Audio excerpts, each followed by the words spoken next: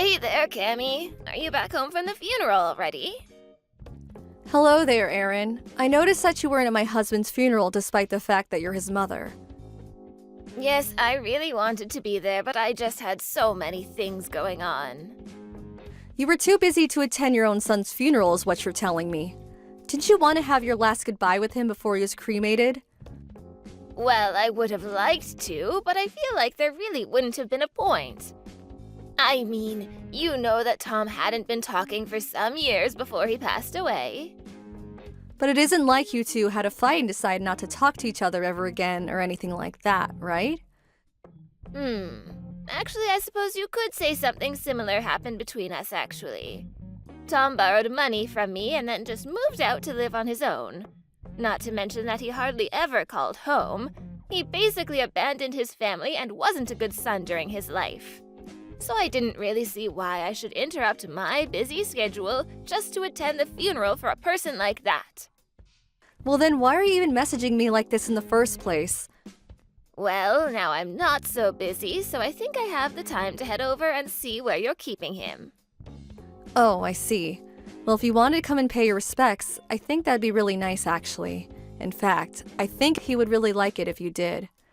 Oh, yes, that's right. I'll be coming over to pay my respects. In fact, I'm going to be paying my respects to him every single day. You're going to visit him every day?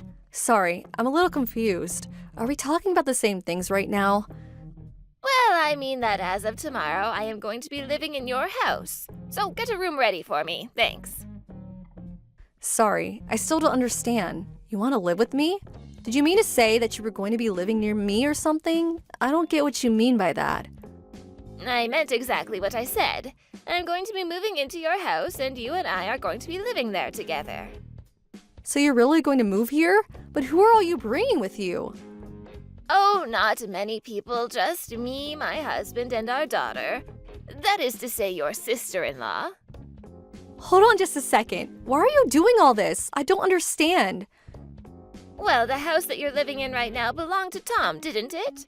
So, as his closest blood relatives, we should have a right to live in that house too. There are plenty of mixed-generation houses who a couple takes in one set of parents to live with. I heard of that happening, but you have a house. Why do you need to move into mine? I mean, why would you put yourself through all this just to share a living space with me?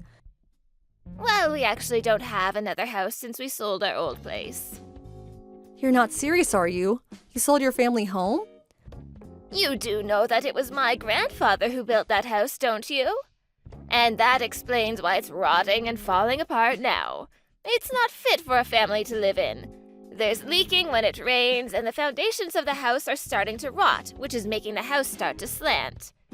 Normally, a house like that would never even sell on the market, but we had a family friend willing to buy it for a discounted price. The timing couldn't have been better, though. So then you really sold your house when you could have just hired someone to repair it. Repair it? In the state it was in, it would have been cheaper to just buy a new house. We had repair costs for everything wrong with our house quoted at around $200,000. So we just thought that it would be easier to sell it and move into a new place. That is to say, your place. That way it wouldn't cost us anything. I suppose you have a point there, but even so, this is all happening a bit too suddenly for me. Well, I am so sorry about that. We just decided to move in with you the other day, you see. I understand that, but you didn't talk to me about this once before now. Well, that's because we decided as a family. So anyways, we're going to be arriving tomorrow in the evening, okay? So the least you could do is clean up around the house a little and try to make it look presentable. Can we just slow down for 1 second? I mean, there's a way to change your mind about this at all? That's right. We've made our decision and we don't intend on changing it. Besides, you are just Tom's wife. You don't have an actual right to tell us what we can and can't do now that he's gone. But I'm going to be away at work around the time that you're going to be coming over. I work in the evening. Well, then just leave a spare key for the house in the mailbox or something, jeez. We've already packed up our things and have been stacking boxes getting ready to load into moving vans. See you soon, Cammy.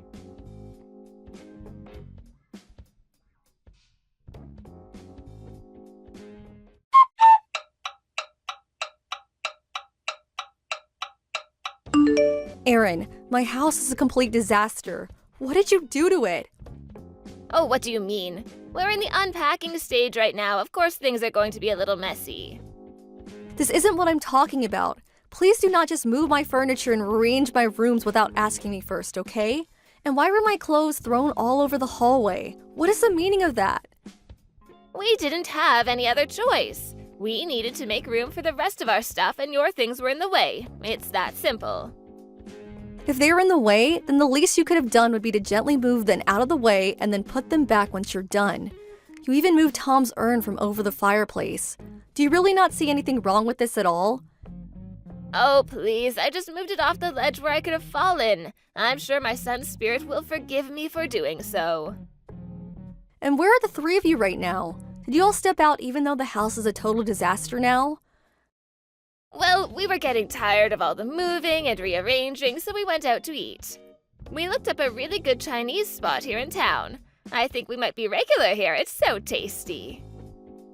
I am so happy you're already setting in well into the neighborhood. So, anyways, while we're all out eating, would you mind tidying up just a little? I mean, the least you could do is make sure that we have a space to sleep tonight when we get back. Excuse me? You want me to clean up this mess by myself? Well, yes. I mean, you're my daughter-in-law, that's your job. It's all thanks to the efforts of my late son that you're even able to live in a house like this. So the least you can do is take care of his family now that he's gone. But I just got home from work and I'm exhausted. Oh, you think you're exhausted? We've been moving things all day. If you're looking for pity from us, you've come to the wrong people. Honestly, you really have no idea just how spoiled you are. All you ever do is complain about every little thing. Erin, please, I do not mind helping you clean up all this, but I just can't do it by myself. Can you all please finish your meals and come back? I would like some help moving the furniture back as well. You mean you can't even handle doing that on your own? I wouldn't mind so much about how spoiled you are if you would at least do some work around here. You're still young, so quit complaining. But I'm complaining about what you all did to my house. Don't you get that? And you were talking about needing to make room for all of us, but this place isn't built to house 4 people. I mean, the place only has 3 rooms. You're right about that. 4 people is a little bit cramped. I know. How about you move out, and then there should be room for all of us? You're asking me to move out of my own house? Why do you keep calling it your house? We all know that Tom was the real owner. And as his closest family, that means that what's his is ours. You have no say in any of this at all. And we are well within our rights to throw you out of the house if we so choose. What are you talking about? I'm the owner of the house.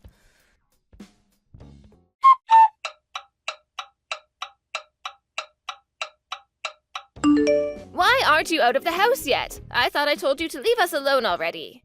My daughter wants her own room and won't quit bugging me about it. All of our problems would be over already if you would just finally leave us in peace. Please, just get out. So you really are going to try and take my own house away from me then?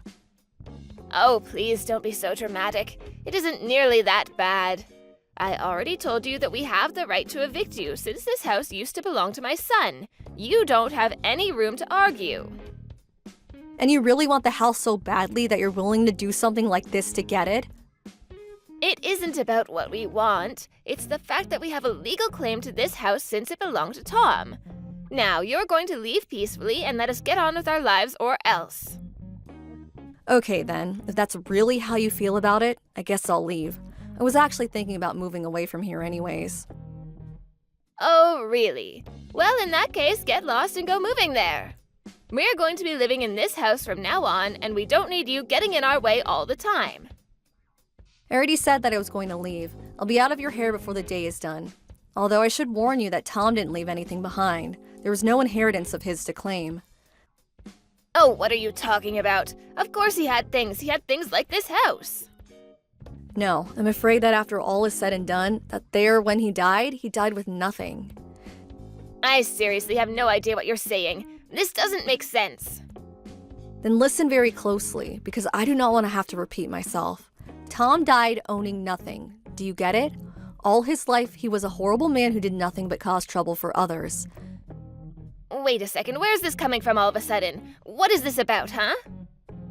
I mean that my husband, your son, was a horrible man. He used me, took my money, gambled it all away, and ended up in $200,000 of debt. Hold on a second. Are you telling me when Tom died he was $200,000 in debt? Surely you must mean 20,000 or something like that, right? I know what I typed, and as soon as he died, banks and debt collectors began reaching out to me looking for their money. When I got the first of these types of letters in the mail, I nearly fainted when I found out just how much in the red Tom was. But I don't believe it. I mean, $200,000? That's way too much. Well, believe it or not, it is the facts. I even have the documents to prove all of what I'm telling you is correct. Why would my son do something so stupid like that? I mean, didn't he know anything about how to use money responsibly? Well, that is one thing that we can agree on. Your husband is indeed an idiot. Not only that, he was a lazy, no-good, horrible person who buried himself in debt before dying. And now that he's gone, it's his family that is left to clean up his mess. I see. I had no idea about any of this. But as his wife, you would be the one responsible for all of the debt now. I mean, you said the collectors were trying to get in contact with you, right? Are you sure that I'm responsible for that? You see, the other day, I submitted my own nullification to inherit anything from Tom. So you remove yourself from his will entirely? That's right. So in other words, I'm not carrying any of his dead weight around with me. And while that means that I get nothing from the will, it also means that I don't inherit any of the dead. But then, who is going to end up taking all of that? Well, I believe he did specify the three of you as his heirs as well, right? You can get the house, but it also means that you're going to take on the debt. Well, we want the house, but not all that debt. Can't we just get the house and call it even? I'm afraid that that is not how it works. If you want to inherit the house, you have to inherit the debt. Oh, but we're talking about $200,000 here. That's right. Well, actually, to be accurate, I think it's actually more like $2,100, $6,500. But that's even more than $200,000. Sorry, I was doing a little bit of rounding before. There is no way that we're able to afford something like that. Oh, come on. I'm sure that this is the three of you combine your efforts that you could pay that off in no time. I mean, you are three capable adults. Surely you can handle that, right?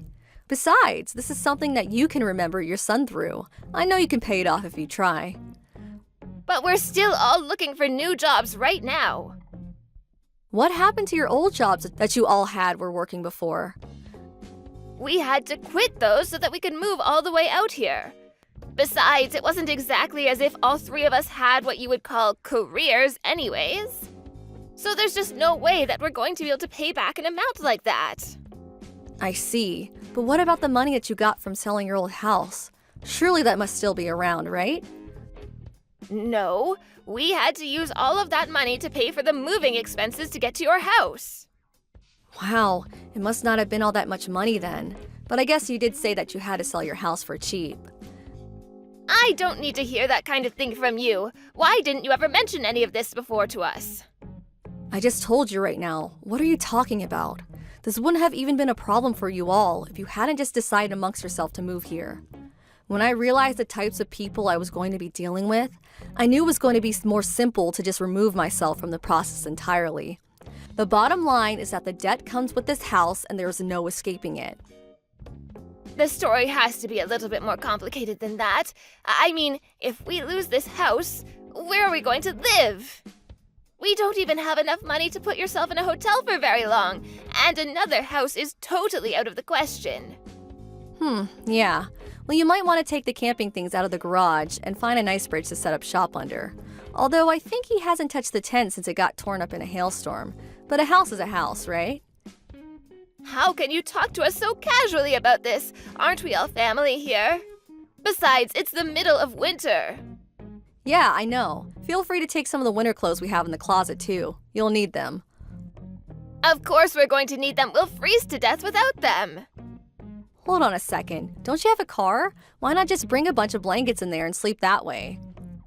You mean that cramped little sports car? How are three fully grown adults supposed to be able to sleep in that? We'll all have to curl up in little balls. That sounds miserable. I see.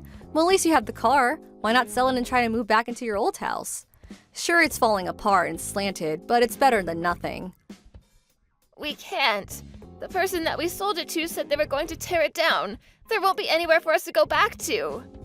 Even if we tried squatting there before the demolition team showed up, we could get in even more financial trouble if we get caught. Take on $200,000 in debt or live with two other people in a tiny car? That's like one of those icebreaker questions asked at a party or something. This isn't a joke. It's our lives that we're talking about. Well, either way, you're going to have to make the choice. You're going to have to make a choice. I imagine that you're going to choose not to take on the debt, though. Either way, you have to choose quickly. How could our son do this to us? That stupid boy, what was he thinking? Aaron, that's the sanest thing you've said all day.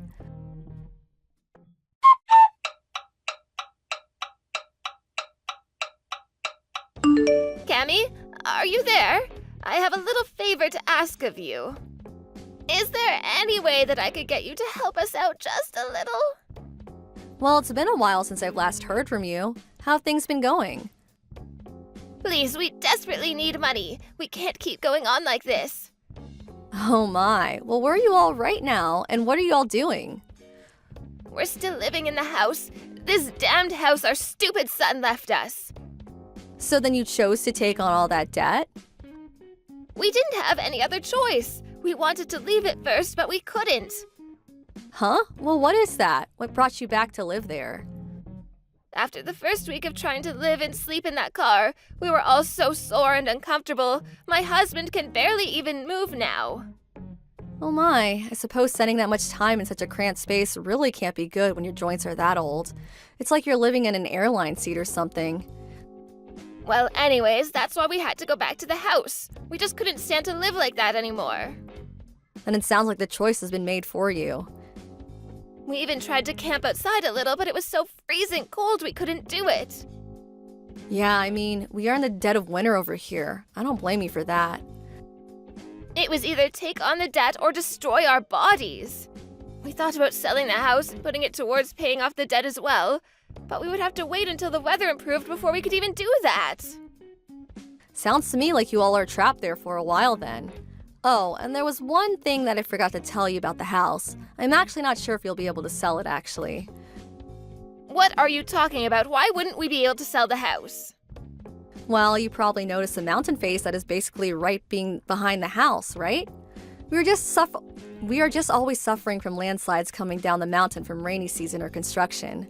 Basically, that house just doesn't have very stable foundations and is constantly at risk of a natural disaster. You mean that mountain that I'm looking at right outside my window could come down on us at any time? Well, probably not in winter, unless it snows a whole bunch. I just wish you the best of luck in finding a buyer. Either way, you'll probably only be able to get way less than whatever you thought you originally could. Sell the house if you want. I'm just not sure how much good it will do you, really. This can't be happening. Why didn't you say anything earlier? We had no idea about any of this. You should have told us. I really don't think that you would have listened to any word that I said, even if I did say anything. Maybe so, but you could have at least tried to tell us. You didn't even say anything. Why would I put that kind of effort into warning the people trying to kick me out of my own house? Please, you have to do something to help us. I will not, and I hope that living in that house reminds you every day that you got yourself into this mess. You may think that your son is an idiot for doing what he did, and I would even agree with you. But I also strongly believe that the apple doesn't fall far from the tree.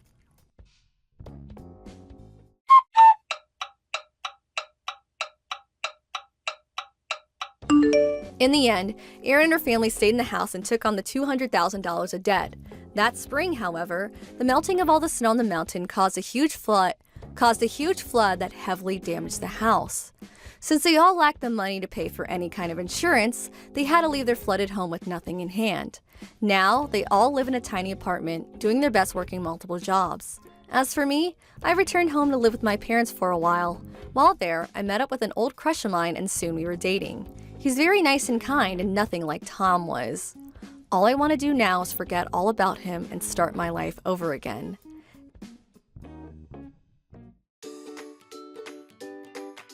Thank you for watching. Don't forget to hit the like button and subscribe to the channel.